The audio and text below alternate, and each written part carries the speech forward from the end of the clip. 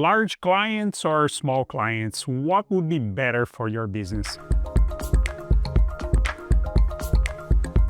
Click here the subscribe button, set up the alert. If the content of this video is something that you like, let us know by clicking the like button. Okay, so we get this question a lot, right? When we're talking to other business owners here, right? People tend to feel that almost natural pull to want to have large clients. And there's a lot of practical, but also some psychological reasons for that, right? Because having large clients, well, of course, it means more revenues. Of course, you land a larger client, the top line sales goes up, right? So immediately, who doesn't want to grow their business? Everybody wants to grow their business as much as possible. So having a large client is better, allegedly, for that reason, because it helps you grow your top line, right? Also, maybe on a more psychological level, it seems to be good for the brand, right? Not to mention the ego of the business owner. Wow, we deal with this big name, household name company maybe, right? Or this multinational. But also there's commercial value in that, where if people in the market see that your business is selling to a certain large brand name, well, people will recognize that as almost like as a proof of competence for your business. Say, wow, these guys must be good, because if they're up to the standards to be a supplier of this large corporation, right, then they probably are a good supplier, so we may want to buy from them too. So this seems to be almost like the natural inclination of people when they think about, okay, let's look for larger clients. They tend to say, oh, it's a no-brainer. Of course, we would like to have larger clients. Who doesn't want more revenues, and who doesn't want more brand recognition? So all these things can be true, but we can have a few maybes here, right? Let's explore this a little bit, right? Because it may raise, in some cases, a case of fit. Here's the irony here, right? There's a very large number of people in business that either have never worked in a small business environment or have never worked at a big corporation environment. So if somebody, their entire life, since they are, let's say their parents worked for big companies, they went to a good school and got a job early on at a big company and all that, their whole universe is around large companies. Maybe all their relatives, the adults in their life, they all work for large companies. It's not uncommon to find a lot of people that their universe is composed of dealings with large companies. So people grew up listening about how to get promoted, who got fired, and all that kind of stuff, all the large companies. There's another part of society that people never worked for a very, very large company, right? They're very entrepreneurial people. It's family businesses, people, their families are also friends with other families that own businesses as well. So there's almost like these parallel universes where there's a lot of people that all they know is very large companies, and there's all this other group of people that all they know is more like family businesses, right? We cannot forget these kind of relative polarization, because here's the problem.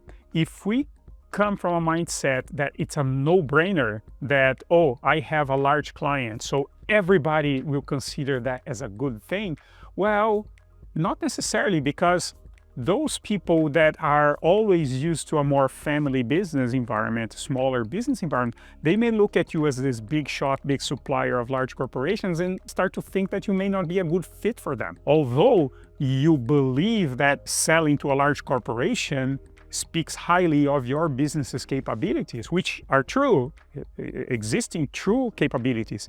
But it's not a no-brainer that always works in your favor. That's what I'm trying to say, right? It's not a no-brainer that it always works in your favor. You may see cases where people look at that and say, well, but you're used to selling to that line, but here we need a different level of service. Here we want something that's more customized. We don't want to talk to somebody that is only used to a very large corporate environment. So it raises questions about fit. That's important to know. Of course, there are great benefits selling to large companies, because in addition to the branding that we talked about here before and more revenues, but there's another thing that's very important. When we sell to large companies, that typically demands from our organization, from our small business, more robust overall operations. We can't fool around. We need to have that compliance certificate, or we need to have that certification. We need to have that minimum insurance policy. We need to have the operating procedures, especially if we are part of some sort of supply chain that requires some type of certification. If somebody's hiring my business, I have to have the certification too, so that the whole chain can have a certification. So it can be also a way to improve the operational robustness, if that's even a word, of your business, right? If you have a small business. But then there's some downsides here of dealing with large companies, right? Oh yeah, it's good, I'll deal with large companies. Maybe they don't think it's a fit, but it's good for me because it's robust operations. But what else may happen here? Well, pricing power, there may be some asymmetry here, right? Because if you run a small company and you are selling to somebody very large, unless you have something that's so vital and so specific, chances are you're not going to be able to dictate pricing here. They will say, well, if you want to deal with us, that's the price we're willing to pay. And if you really, really want to deal with that, you need to understand your cost structure very well to make sure that you're not losing money or having very thin margins just for the sake of having a big name in your portfolio of clients. You have to be aware of that. If that's a decision that you take consciously, oh yeah, don't worry, I'm not going to make money with this client, but it's important for my brand. But make sure that it does translate in more business for you. It's not just an ego thing that you're trying to do, right?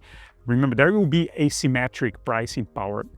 The other thing, you also may have asymmetric payment terms. For example, if you own a small business and you're thinking about selling to a larger businesses, and typically you offer your clients net 15 days to pay you or 30 days, well, typically a large client may say, well, I'd like to have you as a supplier, but our policy is that we pay 90 days or 60 days or whatever may be the case, right? So, and there's typically not a lot of room to negotiate here, certainly not with smaller suppliers, right? So you may lose a bit in the pricing power and may lose a bit in payment terms, right?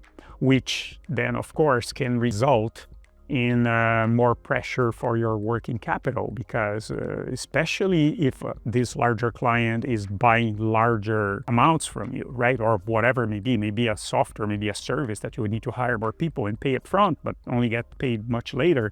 That's a working capital need. Or if you're selling products, then by the time you make the purchase, you have the inventory, work in process, and all that kind of stuff. By the time you get paid, the bigger are the sales and the faster it's growing, the more of your working capital is going to be demanded, right? Well, check here our platform, our business in Canada. We can help you along this path of building success in Canada, right? And you do that together with the other business owners like you, right? So, but let's go back to the size of business here. Small may be good, right? May be good. I understand, and doesn't give probably the same brand appeal, doesn't give the same fast growth, maybe it doesn't demand the same operational robustness. But again, you may have more flexibility with smaller clients, right? They may feel that they're more relatable when you go around telling other people that you deal with certain clients of a certain size. It can relate that, oh yeah, they're just like us, right? As opposed to we walking around with that big badge of honor saying, hey, we sell to this big corporation. People say, yeah, but they're not like us. So relatability is important sometimes in business development. People look for social proof.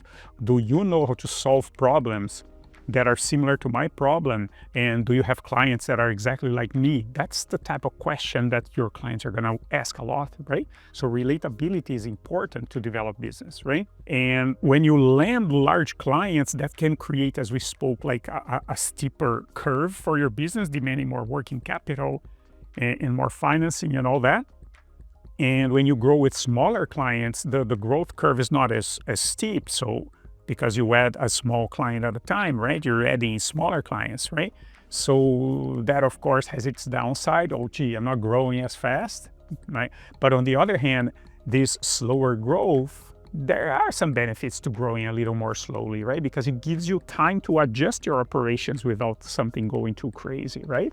Especially if you're involved in like some type of manufacturing, if there are like physical goods, physical capital investments that you need to make, right? It's not just like something that you just hire a bunch more freelancers to do and you scale up and down very quickly. I mean, if you have a bit of an infrastructure that I have to build, it's very important to pace your growth, right? To have the speed of your growth in a pace that it's adequate for you, right?